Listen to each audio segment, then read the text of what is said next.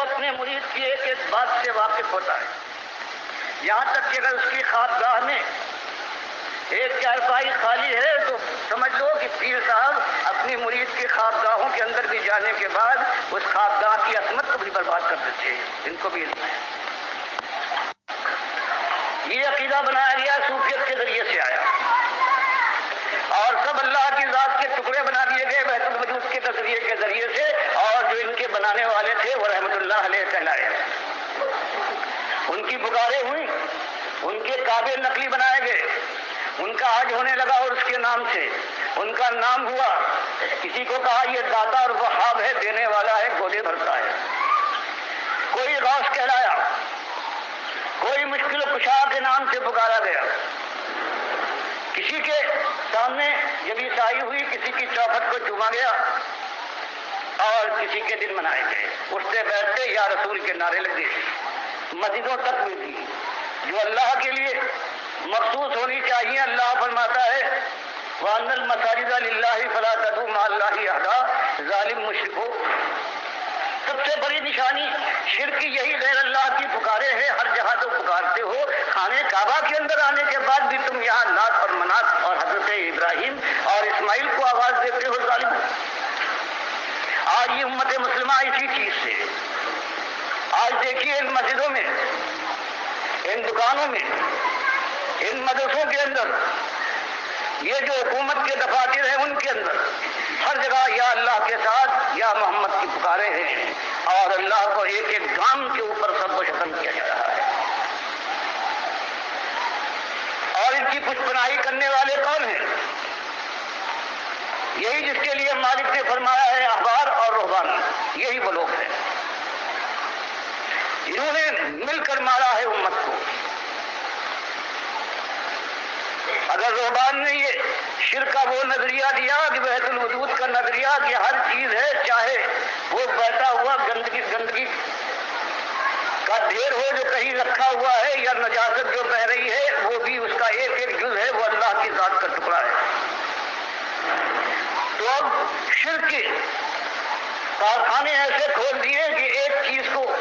ایک بال کو اگر 10 لاکھ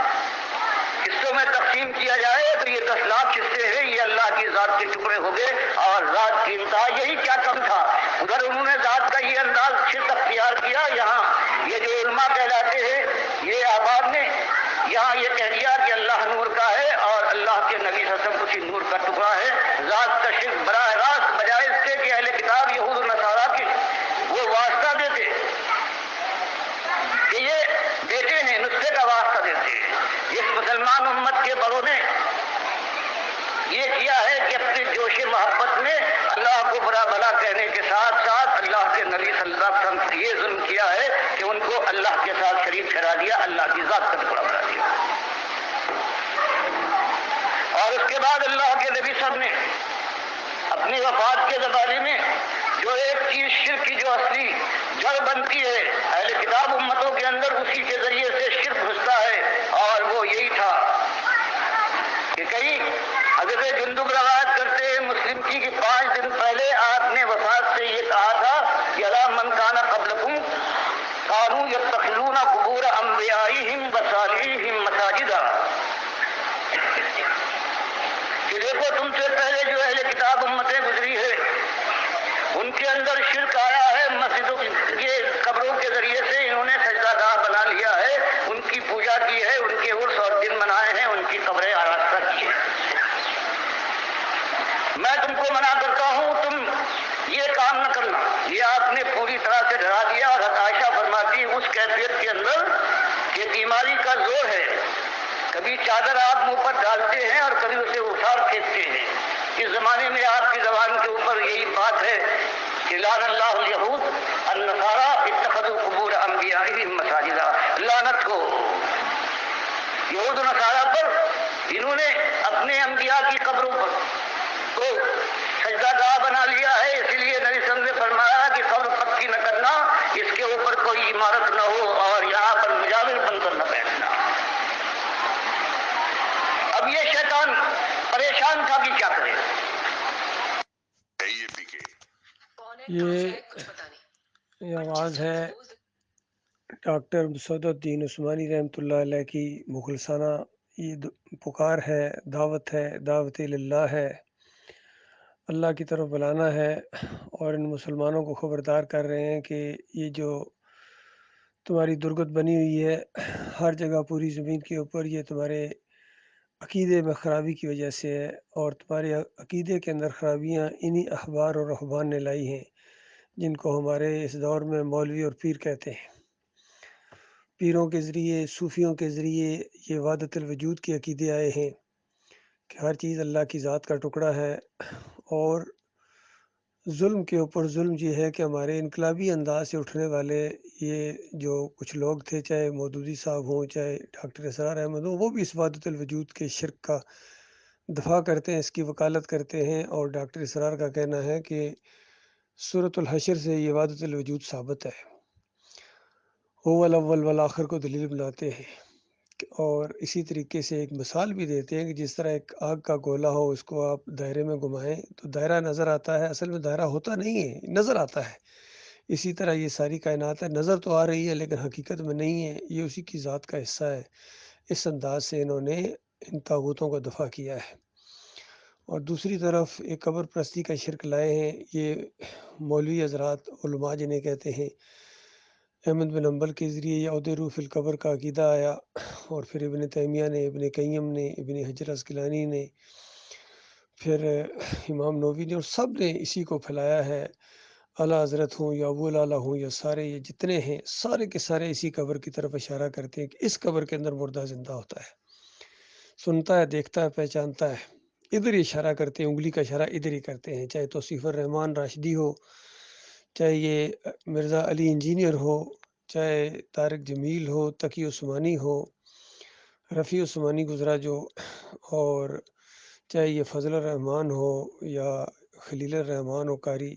چاہے منور سلطان ہو، وہ بھی سجدہ تعظیمی کے شرک میں امت کو ڈبو رہے ہیں، محمد حنیف ہو، جتنے ہیں اسی شرک کی گولی دیتے ہیں اس امت مشرکہ کو، اور جو پہلے سے اللہ کے غضب کا شکار ہے ان کو اور زیادہ مجرم بنا رہے ہیں، بجائے اس کے کہ اس شرک سے منع کرتے۔ تو انہوں نے دوا لائی ہے، زہر ملا کے لائے ہیں۔ کوئی عالم دین آج ایسا نہیں ہے جو شرک اور کفر کو بالکل علیحدہ کر کے بیان کرے، سوائے اس ڈاکٹر مسعود الدین عثمانی رحمۃ اللہ علیہ کے۔ اگر کوئی جزوی طور پر کسی شرک کی نشاندہی کرتا بھی ہے تو ایک شرک کی نشاندہی کر کے دوسرے شرک میں پھنسا رہا ہے، اور یا اگر شرک کی نشاندہی بھی کرتے ہیں تو پھر انہی شرک کرنے والوں کو چندہ بھی دیتے ہیں، ان کے پیچھے نمازیں بھی پڑھتے ہیں، ان کو امام بھی مانتے ہیں علی انجینئر کی طرح۔ تو خالص دین نہیں ہے کسی کے پاس، آج ایک انچ زمین ایسی نہیں ہے جس کے اوپر خالص اللہ کا دین نافذ ہو، چاہے عرب ہوں چاہے اجمی ہوں، یہ بھی گمت کے پجاری ہیں، بادشاہت کے پجاری، کھانے پینے اور عیاشیوں میں، بدماشیوں میں لگے ہوئے، ان کو کوئی امت مسلمہ کی پرواہ نہیں ہے، ذرا برابر ان کو دین کا شوق نہیں ہے، حالانکہ عربی ان کی زبان ہے اور قرآن ان کی زبان کے اندر، خود نبی صلی اللہ علیہ وآلہ وسلم، آخری نبی محمد صلی اللہ علیہ وسلم، ان کے اپنے یعنی عرب کے اندر، لیکن آج یہ دین سے بالکل بیگانہ ہو گئے، جیسے جانتے ہی نہیں ہیں۔ تو اللہ کا لاکھ لاکھ شکر ہے، یہ اب آواز اجبیوں نے اٹھائی ہے، ہمارے ملک سے یہ توحید کی دعوت اٹھی ہے ڈاکٹر مسعود الدین عثمانی رحمۃ اللہ علیہ کے ذریعے۔ بہرحال لوگ آتے جا رہے ہیں اور کچھ نکلتے بھی جا رہے ہیں، جن بدبختوں نے اس ایمان کی نعمت کو